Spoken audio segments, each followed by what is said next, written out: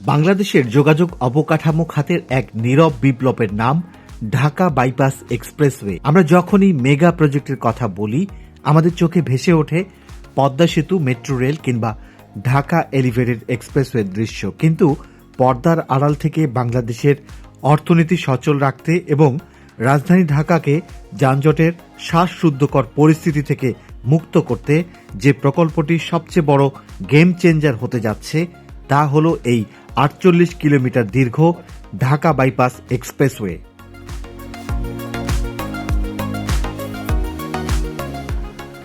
Video শুরুতে সবাইকে পবিত্র ঈদুল আজহার অনেক অনেক শুভেচ্ছা জানাচ্ছি।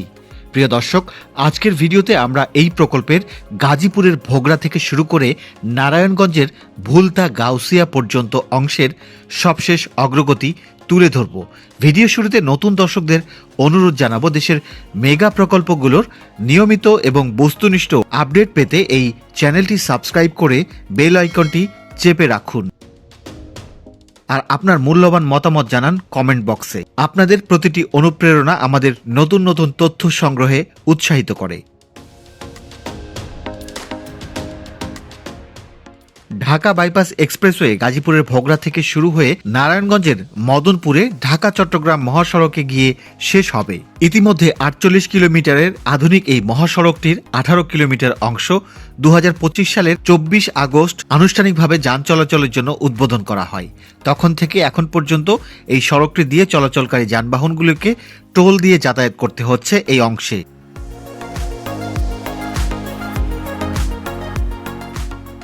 ভোগড়া থেকে ১৮ কিলোমিটার পথ পাড়ি দেওয়ার পর ঢাকা বাইপাস এক্সপ্রেসওয়ে ব্যবহার করা গাড়িগুলি নাওটানা মোড়ে এসে নেমে যায়। এই এক্সপ্রেসওয়েটি বেশি ব্যবহার করে থাকে শিল্প কারখানার মাল বহন করা বিভিন্ন ধরনের ভারী যানবাহন, বিশেষ করে কন্টেইনার লরি, ট্রাক এবং কাভার্ড ভ্যান। তবে ঈদ উপলক্ষে প্রাইভেট কার, মাইক্রো এবং এসইউভি টাইপের যানবাহনের ব্যবহারও এখন বেড়েছে।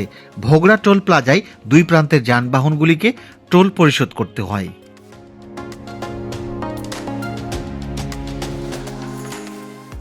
নাওটানা মোড় থেকেই এক্সপ্রেসওয়ের মূল নির্মাণ কর্মযজ্ঞের দ্বিতীয় ধাপ শুরু হয়েছে।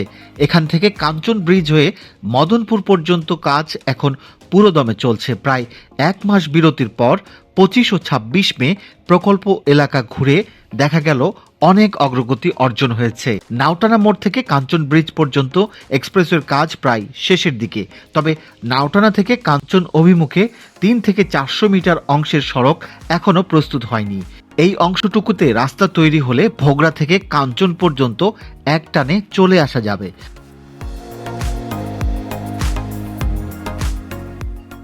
তবে এবার প্রকল্প এলাকায় এসে দেখা গেল মূল এক্সপ্রেসওয়ের কাজ অনেক এগিয়ে গেছে। এক্সপ্রেসওয়ের আগে এখানে সার্ভিস লেনের কাজ শেষ হয়েছে। বর্তমানে সেদিক দিয়েই যানবাহনগুলি চলাচল করতে পারছে। দীর্ঘ বিরতির পর এবার এসে কাজের অগ্রগতি দেখে খুব ভালো লেগেছে। বিশাল সব পিলারের উপর দিয়ে উড়াল সড়ক বা ওভারপাস নির্মাণ প্রস্তুতি এখন চোখে পড়ার মতো। পাবলিক প্রাইভেট পার্টনারশিপের আওতায় এই প্রকল্পের কাজ যে দ্রুত গতিতে এগোচ্ছে তার প্রমাণ মেলে এখানকার ব্যস্ততা দেখে।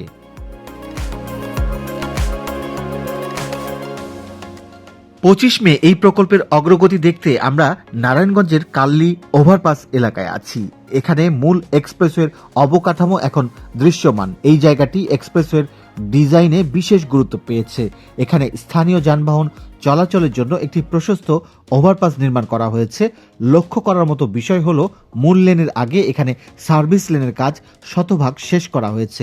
মূল এক্সপ্রেসওয়ে নির্মাণাধীন থাকলেও স্থানীয় এবং দূরপাল্লার যানবাহনগুলো এখন সার্ভিস লেন দিয়েই যাতায়াত করতে পারছে। পূর্বাচল নতুন শহর প্রকল্পের জন্য এখানে একটি নতুন কবরস্থান তৈরি করা হয়েছে। এক্সপ্রেসওয়ের ওভারপাসের সঙ্গে লাগানো কবরস্থানটি এখনো পুরোপুরি ব্যবহার শুরু হয়নি। মূলত কয়েকটি স্থানে কবরস্থানের জন্য জায়গা নির্ধারিত হয়েছে, যার মধ্যে পূর্বাচল সেক্টর ২২-এর কবরস্থানটি বেশ পরিচিত। এটি স্থানীয়ভাবে কালনি কবরস্থান নামেও পরিচিত।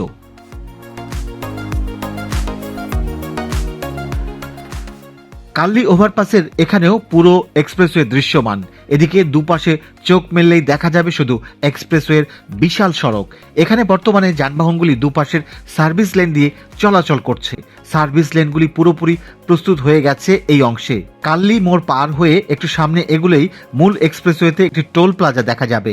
উড়াল সড়কের পাশাপাশি টোল প্লাজাটিও প্রস্তুত প্রায় শেষ হয়েছে। উড়াল সড়কের পাশাপাশি টোল প্লাজাটিও প্রস্তুত এবং পুরোপুরি দৃশ্যমান। মূল এক্সপ্রেসওয়েতে যানবাহন ওঠার জন্য এখানে একটি ডেডিকেটেড গেট বা পৃথক টোল গেট নির্মাণ করা হয়েছে। এর ফলে পার্শ্ববর্তী এলাকার মানুষজন খুব সহজেই এক্সপ্রেসওয়েতে যুক্ত হতে পারবেন। অবকাঠামোগত দিক থেকে কাল্লি মোড়ের কাজ প্রায় শেষের দিকে, যা এই রুটের যাত্রীদের জন্য স্বস্তির খবর। ঢাকা বাইপাস এক্সপ্রেসওয়ে বাংলাদেশের একটি গুরুত্বপূর্ণ মেগা প্রজেক্ট। এই প্রকল্পে প্রচলিত বিটুমিনাস বা রিজিড পেভমেন্টের পরিবর্তে সেমি রিজিড পেভমেন্ট প্রযুক্তি ব্যবহার করা হচ্ছে, যা বাংলাদেশের সড়ক অবকাঠামোতে এক নতুন মাত্রা যোগ করেছে। এই এক্সপ্রেসওয়েটি মূলত ভারী শিল্পজাত পণ্য ও কন্টেইনার পরিবহনের জন্য ডিজাইন করা হয়েছে। সেমি রিজিড প্রযুক্তি বেছে নেওয়ার প্রধান কারণগুলো হলো এই প্রযুক্তি ব্যবহারের ফলে রাস্তাটি প্রচণ্ড ভার বহন করতে পারে। সাধারণত যে রাস্তায় প্রচুর ভারী ট্রাক চলাচল করে সেখানে সাধারণ পিচ ঢালাইয়ের রাস্তা দ্রুত দেবে যায় বা গর্ত তৈরি হয়, কিন্তু সেমি রিজিড পেভমেন্টে এই ঝুঁকি কম। সাধারণ বিটুমিনাস রাস্তার চেয়ে এর আয়ুষ্কাল অনেক বেশি। এই পদ্ধতিতে রাস্তা নির্মাণ করলে এটি 20 থেকে 25 বছর বা তারও বেশি সময় সার্ভিস দিতে সক্ষম। প্রাথমিক নির্মাণ ব্যয় কিছুটা বেশি মনে হলেও দীর্ঘমেয়াদে এর রক্ষণাবেক্ষণ এবং সংস্কার খরচ অনেক কম। বাংলাদেশের আবহাওয়ায় প্রচণ্ড গরম ও বর্ষায় সাধারণ পিচের রাস্তা দ্রুত নষ্ট হয়ে যায়। সেমি রিজিড পেভমেন্টের বেস লেয়ার সিমেন্ট দিয়ে স্থায়ী করায় এটি পানি ও তাপমাত্রার প্রভাবে সহজে ক্ষতিগ্রস্ত হয় না। দেশের যোগাযোগ ব্যবস্থায় এক যুগান্তকারী অধ্যায়ের নাম ঢাকা বাইপাস এক্সপ্রেসওয়ে। বিশেষ করে এই প্রকল্পের কাঞ্চন এবং পূর্বাঞ্চল অংশটি এখন দেশের অন্যতম ব্যস্ত অর্থনৈতিক করিডোরে পরিণত হতে যাচ্ছে। রাজধানী ঢাকাকে যানজটের অভিশাপ থেকে মুক্ত রাখতে এবং দেশের উত্তর পশ্চিমাঞ্চলের পণ্যবাহী পরিবহনকে কোনো ধরনের বিড়ম্বনা ছাড়াই সরাসরি ঢাকা চট্টগ্রাম মহাসড়কে যুক্ত করতেই তৈরি হচ্ছে এই এক্সপ্রেসওয়ে।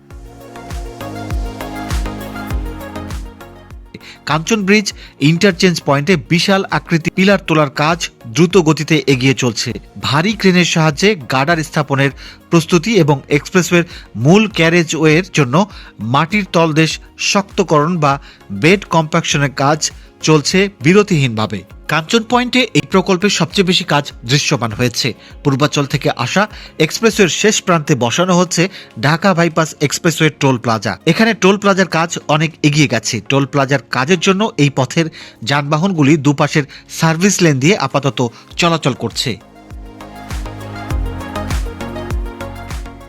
এই এক্সপ্রেসওয়ের অন্যতম বৈশিষ্ট্য হলো এর অ্যাক্সেস কন্ট্রোল ডিজাইন। মূল 4 লেনের এক্সপ্রেসওয়েতে কোনো ধীরগতির বা স্থানীয় যানবাহন প্রবেশ করতে পারবে না। কাঞ্চন ও পূর্বাঞ্চল সংলগ্ন এই পুরো বেল্টে মূল সড়কের দুই পাশে আলাদা করে তৈরি করা হচ্ছে 2 লেনের লোকাল সার্ভিস রোড। কাঞ্চন মোড়ে ট্রাফিক সিগন্যাল ছাড়াই যেন গাড়িগুলো পার হতে পারে সেজন্য ডুপ্লেক্স ফ্লাইওভার ও ওভারপাস নির্মাণ কাজ এখন শেষ পর্যায়ে। কাঞ্চন ব্রিজ পার হয়ে আমরা এখন আছি মায়ার বাড়ি মোড়ে। এই এলাকাটি মূলত শিল্পাঞ্চল এবং বাণিজ্যিক ট্রাক চলাচলের জন্য অত্যন্ত গুরুত্বপূর্ণ। আগে এখানে তীব্র যানজট থাকতো, কিন্তু এক্সপ্রেসওয়ের নকশা অনুযায়ী এখানে রাস্তার প্রশস্তকরণ এবং গ্রেড সেপারেশনের কাজ চলায় যাতায়াত অনেকটাই সহজ হয়ে আসছে। ব্রিজের ঢাল থেকে শুরু করে এই মোড় পর্যন্ত রাস্তার কার্পেটিংয়ের কাজ এখন দৃশ্যমান। এদিকে মূল এক্সপ্রেসওয়ে তৈরির পাশাপাশি সার্ভিস লেনগুলিও প্রস্তুত হয়েছে। উড়াল সড়কের বেশিরভাগ প্রস্তুতি সম্পন্ন হয়েছে। এদিকে দেখা যাবে এক্সপ্রেসওয়ে সড়কে একটি অংশে পিচ ঢালের কাজও প্রায় শেষের পর্যায়ে। তবে মূল সড়ক প্রস্তুতিতে মাঝে মাঝে মাটি ভরাট অংশও দেখা যাচ্ছে, তবে সেটি দূরত্বের হিসেবে খুবই কম। কাঞ্চন ব্রিজের পর থেকে ভুলতার আগ পর্যন্ত মূল সড়কের দুই পাশে বেশ কয়েকটি আবাসন প্রকল্প গড়ে উঠেছে। মায়ার বাড়ি থেকে ভুলতা অভিমুখে যাবার পথে দেখা যাবে পূর্বাঞ্চল আমেরিকান সিটির বিশাল বড় এলাকা। এই আবাসিক এলাকার গেট বরাবর জায়গায় ওভারপাস তৈরির কাজ চলছে। এটি দিয়ে আঞ্চলিক সড়কে চলাচলের জন্য এই আন্ডারপাস সদৃশ অংশ থাকবে। এখানে পূর্বাঞ্চল আমেরিকান সিটিতে গড়ে উঠেছে বেসরকারি বিশ্ববিদ্যালয় গ্রিন ইউনিভার্সিটির স্থায়ী ক্যাম্পাস। এরপরে কালাদি মোড়ে তৈরি হয়েছে আরেকটি ওভারপাস। এটির কাজ বর্তমানে চলমান রয়েছে। এখানে অনেক কর্মীকে কাজ করতে দেখা যাচ্ছে এই ঈদ মৌসুমেও।